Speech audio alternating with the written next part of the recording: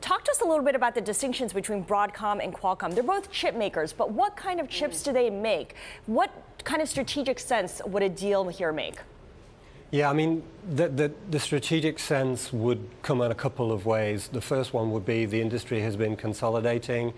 There are fewer and fewer customers, and that's been a reaction to that shrinking customer base. If you're dealing with Apple, if you're dealing with Samsung, it makes sense that you would try to offer them more pieces of the technology puzzle to be in a better position to be able to negotiate with them.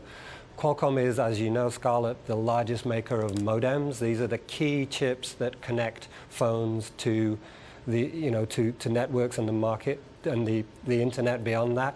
Broadcom is the largest maker of Wi-Fi chips which connect phones and other devices to the internet through home gateway. So there's a clear synergy there. And if Broadcom is serious about expanding and gaining more scale, then probably the closest to what it does in many respects would be Qualcomm. So we're showing the Qualcomm share price here up some 12.5% on the potential announcement here. What do you think Qualcomm shareholders will be saying to the board if they do receive this bid offer in light of the tensions that are going on, particularly with Apple, and the risk that if they lose that dispute with Apple, it's their business model?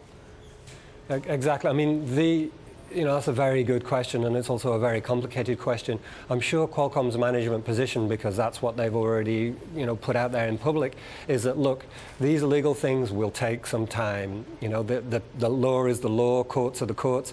We're looking at potentially years before all of these things unravel, and we know and we're able to assert that our licensing business is back to where it should be. So that's clearly going to be an overhang over them for a while, and it's going to be a hard position for them to maintain in the face of an aggressive bid.